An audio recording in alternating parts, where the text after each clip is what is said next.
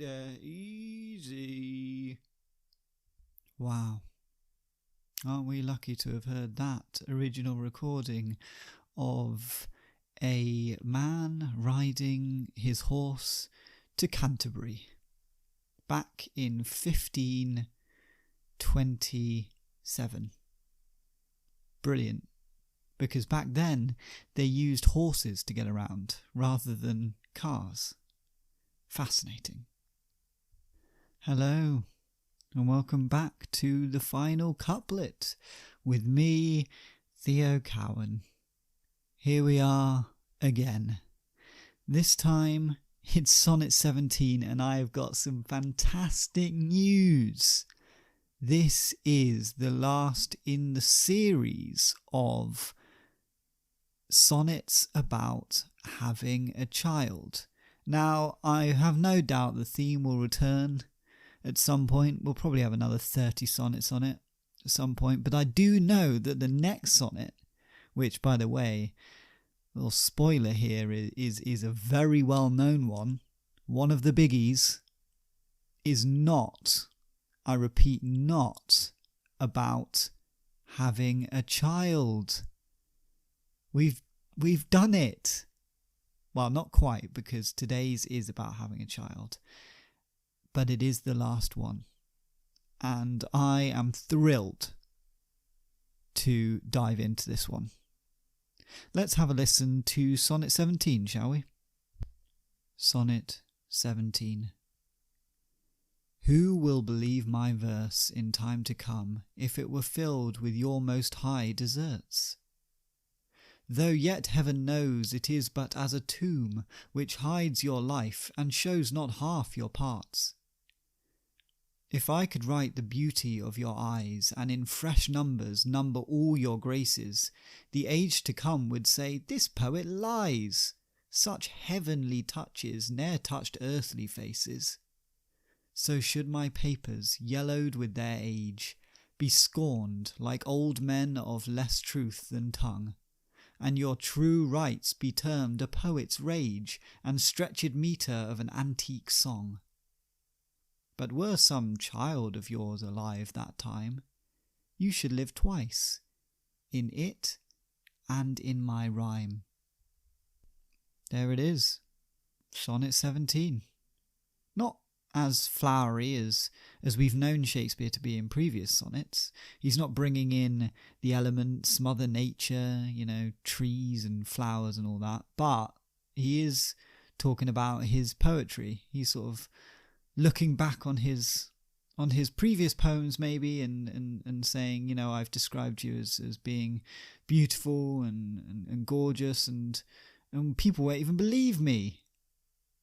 If they read these poems in the future, people won't even believe how gorgeous you are. And it's a bit meta, isn't it? Because we are reading the poems in the future. Crazy. So here's a little question. Maybe drop an email to podcast doesn't have an email address, but maybe just think in your head, who have you been picturing as John? Have you been picturing someone as John? Or have you just been imagining a generically gorgeous man?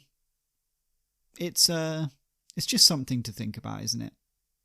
Anyway, let's work out what the hell's going on in Sonnet 17. So it starts with, who will believe my verse in time to come if it were filled with your most high deserts? So here it's just saying, in the future, who will believe my poetry if it describes how beautiful you are, how brilliant you are? Though yet heaven knows it is but as a tomb which hides your life and shows not half your parts.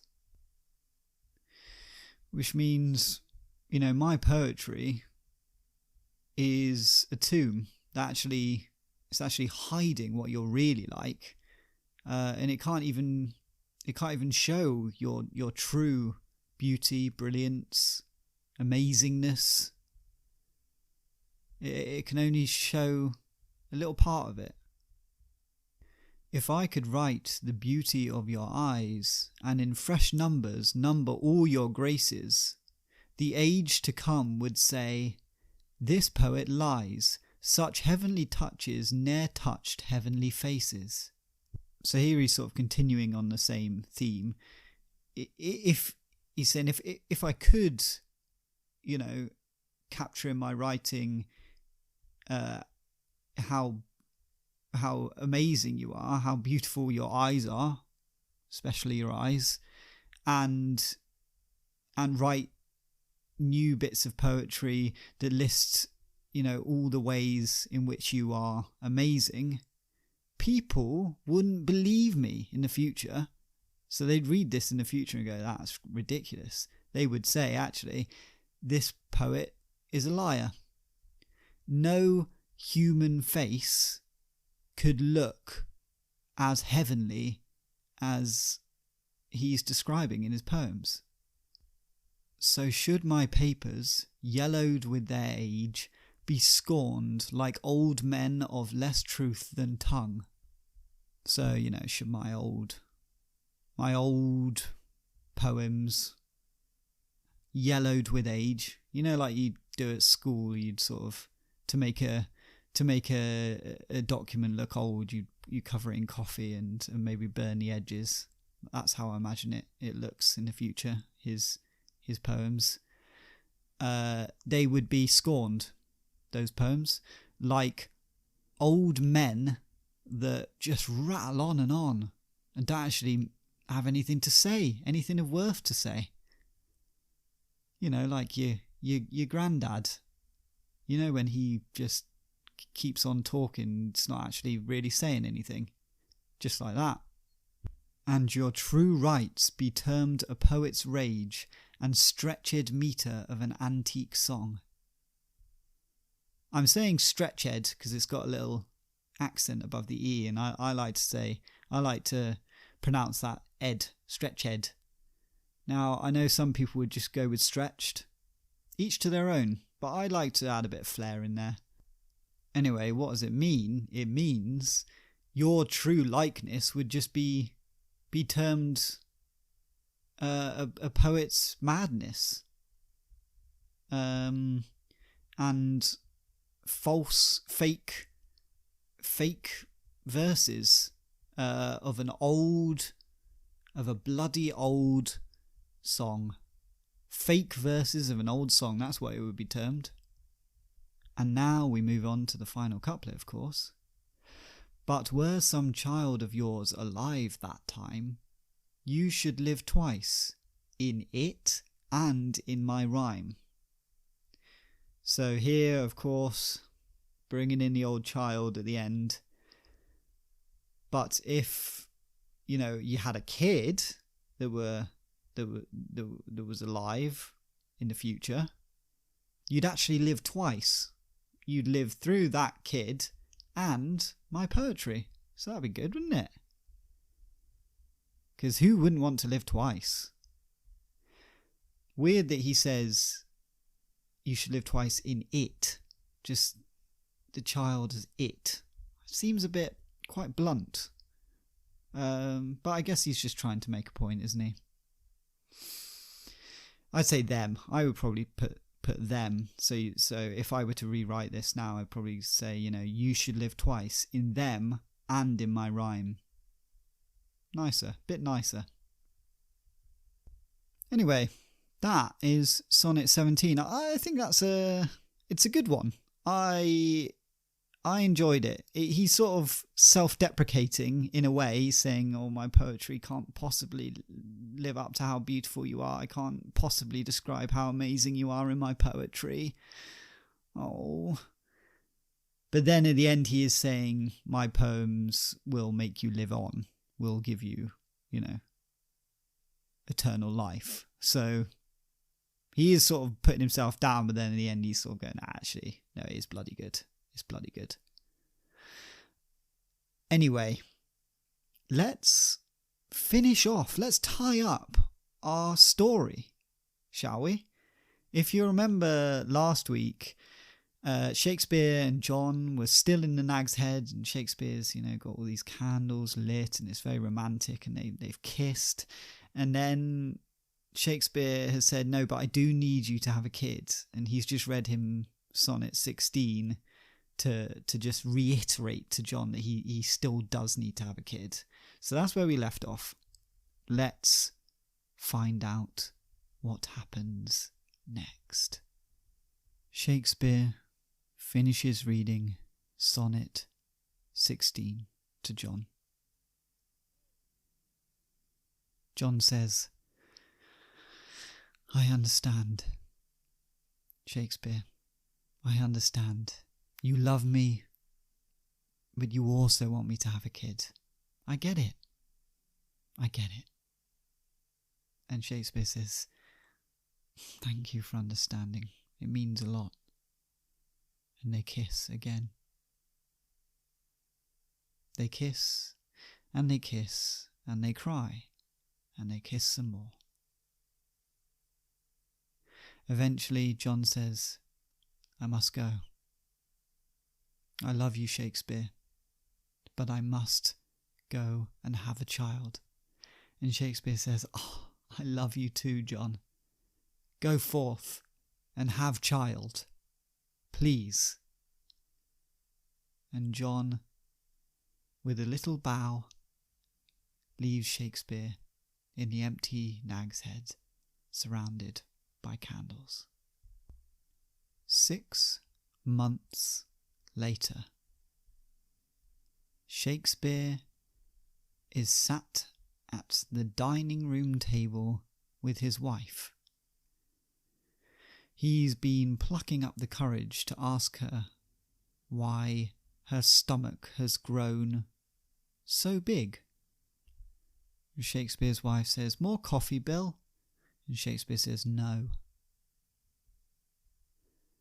I need to ask you something.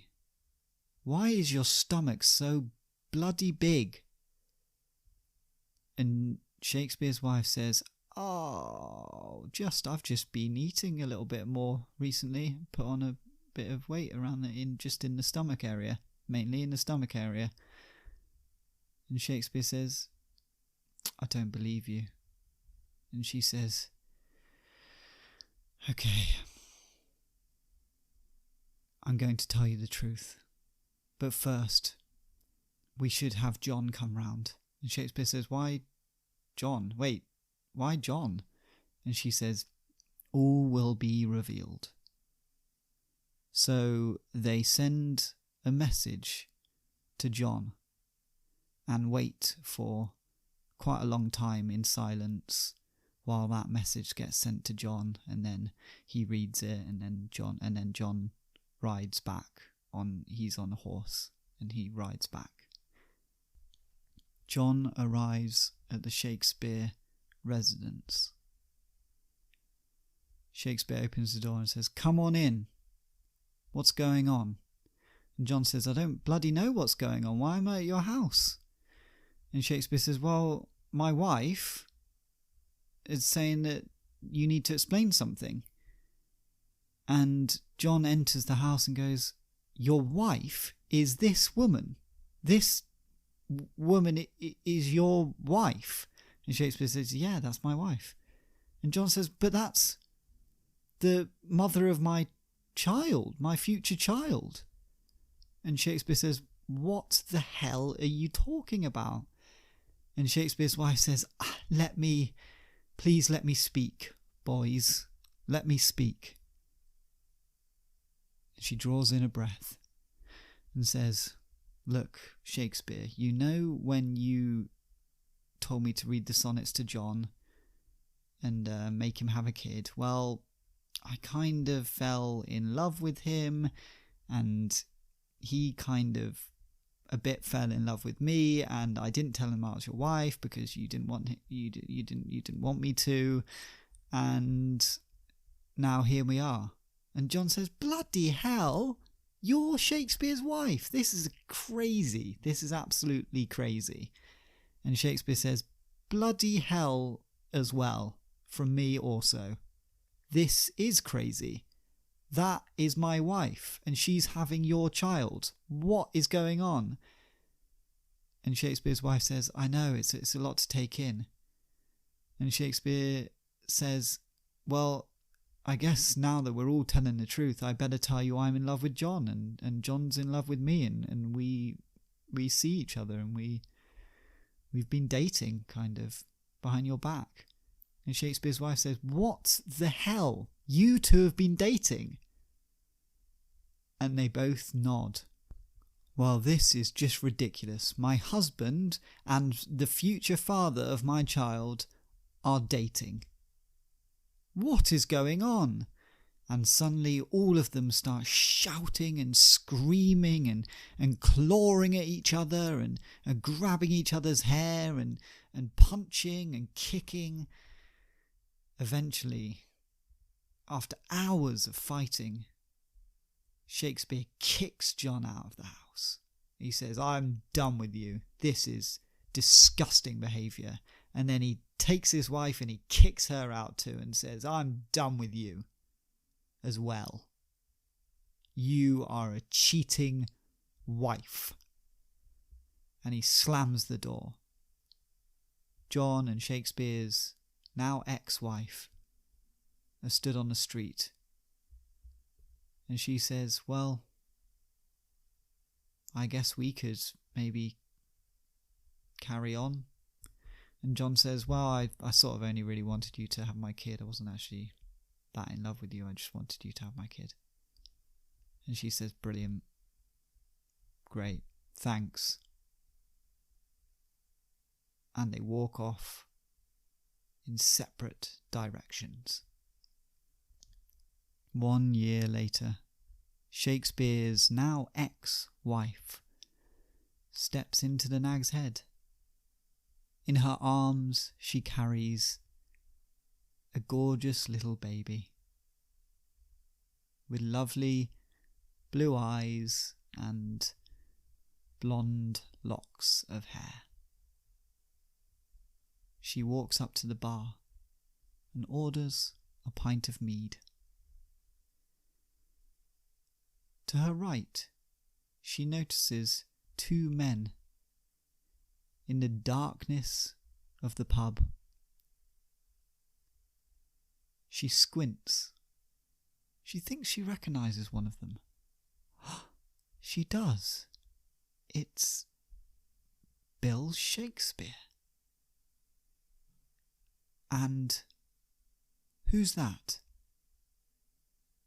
It's a gorgeous young man in his early 20s with hazel eyes and dark black hair.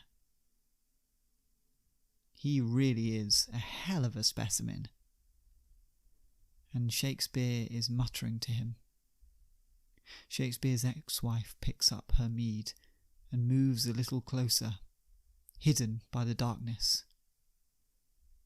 She can hear Shakespeare's voice now, and he's saying, listen, you are lovely. You're really a bloody good-looking guy. I've written a little sonnet that I think you might like. And the young man says, oh, really? Oh, that's kind. I'd love to hear it. And Shakespeare says, of course. And he clears his throat, stands up, takes Sonnet 17 from his back pocket, and reads. Sonnet 17. Who will believe my poetry in the future if it is filled with how amazing you are? Though my poems are like a tomb that hides what you are really like and only shows half of your brilliant qualities. If I could capture in my writing how beautiful your eyes are, and in new verses list all your incredible attributes, in the future people would say, this poet is lying. No face could look that hot. My poems, yellowed with age, would be scorned like old men who speak loads without actually saying anything of any worth. And your true beauty would be dismissed as a poet's madness, the fake verses of an old song. But if some kid of yours was still alive, you would love twice, through the kid and through my poems. Well, well, well. What a story that's been wrapped up there. To be honest, quite a lot to get through at the end there. The love triangle being revealed, a kid being born, everyone going their separate ways. And then do you get it? Do you get it? Because Shakespeare's in the pub and he's found another young man to have a child. Do you get it? Because it's sort of full circle. Because he was doing that with John at the start of the story. It's bloody clever, actually. It is bloody clever storytelling from me. Almost as good as one of Shakespeare's classics. Anyway, next week, we've got a poem that's not about having a kid, which is good, isn't it? That's exciting. Something new. Until then, have a good time and goodbye.